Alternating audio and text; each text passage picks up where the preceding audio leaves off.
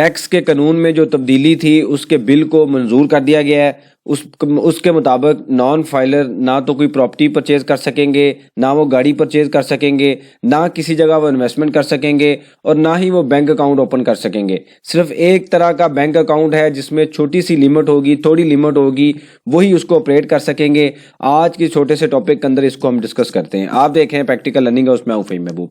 वापस आते हैं टॉपिक के ऊपर। तो सबसे पहले एक न्यूज़ है, ये आप देख सकते हैं, यहाँ पे लिखा हुआ है कि टैक्स कवानीन तब्दीली बिल 2024 की मंजूरी दे दी गई है। इसमें क्या लिखा हुआ है ये मैं थोड़ा सा आपको एक्सप्लेन कर देता हूँ। इससे पहले हमने काफ़ी लेक्चर देखे कि दिसंबर के जो लास्ट वीक था, बेसिकली जो 19 दिसंबर को, ये 19 या 20 दिसंबर को ये बिल प्रेजेंट किया गया। उसके अंदर नॉन फाइलर के ऊपर काफ़ी कड़ी शराइत थी और ये कहा जा रहा था कि मंजूर नहीं होंगी, लेकिन उसको मंजूर कर दिया गया है। सबसे पहले तो ये है कि जो नॉन फाइलर का वर्ड है वो तकरीबन ख़त्म हो चुका है। एलिजिबल, इन एलिजिबल का वर्ड यूज़ होगा। मतलब कोई चीज़ अगर आपने परचेज करनी है, प्रॉपर्टी है, गाड़ी है, एसेट है, कुछ भी परचेज करना है, तो देखा जाएगा कि क्या आप उस चीज़ को परचेज करने के अहल भी हैं या नहीं हैं। अगर आप नहीं हैं तो आप वहीं पे रुक जाएंगे। इससे पहले के नॉन फाइलर के जो रेट थे वो ज़्यादा थे और हम वहाँ पे टैक्स पे करके कार भी परचेज कर सकते थे, प्रॉपर्टी भी परचेज कर सकते थे, कुछ भी कर सकते थे। और बाद में अगर हम टैक्स रिटर्न फाइल नहीं भी करते तो हमें कम ही नोटिस आता था। बहुत कम चांसेस थे जहाँ पे नोटिस आता था। कभी कुछ ज़्यादा ट्रांजेक्शन हो गई हैं तो हमें नोटिस रिसीव होता था। लेकिन अब क्या हो रहा है कि अब कोई भी चीज़ परचेज करने से पहले ही आपके ऊपर टिक लग जाएगा, चेक लग जाएगा कि आप उसको परचेज ही नहीं कर सकते। जो गाड़ी आप जब परचेज करने जाएंगे तो जो गाड़ी पे जो शोरूम पे आप जाएंगे तो उनके पास भी एक चेक लिस्ट होगी, उसके मुताबिक आपकी रिटर्न को देखा जाएगा। अगर आपकी रिटर्न के मुताबिक आप एलिजिबल नहीं है या आपके पास आपने टैक्स रिटर्न ही फाइल नहीं की तो आप कुछ भी खरीद नहीं सकेंगे। तो ये वहाँ पे चेक लग गया, मतलब आप परचेज ही नहीं कर सकते। पहले तो ये था कि परचेज किया, बाद में एफबीआर पूछेगा। अब एफबीआर ने ये कह दिया कि आप परचेज ही नहीं कर सकते, मतलब आपको एलिजिबल होना पड़ेगा।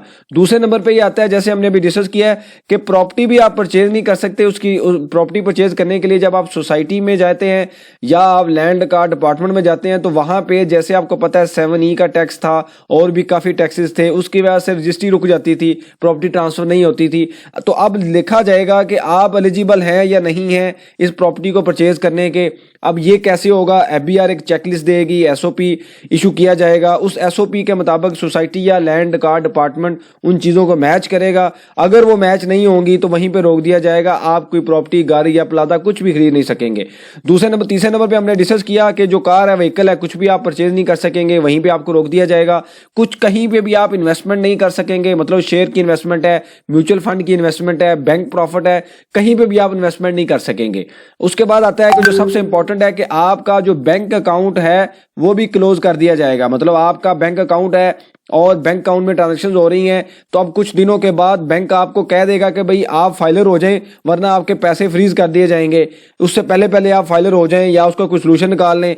तीसरे नंबर पे यह है कि बैंक अकाउंट के ऊपर एफबीआर ने यह कहा है कि आसान अकाउंट की ऑप्शन दी जाएगी। आसान अकाउंट क्या है? जैसे हमने पहले एक लेक्चर में देखा कि जैज़ कैश या इजी पैसा की तरह का एक अकाउंट है जिसमें एक लिमिटेड अमाउंट ट्रांसफ़र हो सकती है, यानी कि आपके अकाउंट में पैसे आ सकते हैं और उसकी लिमिट लगा दी जाएगी, जो कहा जा रहा है कि तकरीबन साल की 10 लाख होगी और उतने ही पैसे तकरीबन आपने अपने अकाउंट से भेज सकेंगे, इससे ज़्यादा आप कुछ नहीं कर सकेंगे। मतलब आपको कंट्रोल कर दिया गया है। तो ये बेसिकली बिल है, तरमीमी बिल है, जिसके ऊपर हमने काफ़ी लेक्चर देखे, काफ़ी डिस्कशंस की। उसके मुताबिक जो है नॉन फाइलर की मुकम्मल तौर पर छुट्टी हो चुकी है। नॉन फाइलर अब कुछ नहीं कर सकेंगे जब तक कि ये रूल अप्लाई होता है। उससे पहले आप उसका कोई सोल्यूशन देख लें, उससे पहले कि आपके ऊपर चीज़ें आए, नोटिस भेजे जाएं या आपको कहा जाए कि टैक्स रिटर्न फाइल करें, उससे पहले आप इसका कोई सोल्यूशन निकाल लें। बहरहाल किसी वजह से अच्छी चीज़ भी है कि इससे टैक्स नेट इंक्रीज होगा। और इसके बाद एक हम लेक्चर देखेंगे कि तकरीबन 1,60,000 लोगों की जो लिस्ट है बना ली गई है, उसमें कौन कौन से लोग शामिल हैं,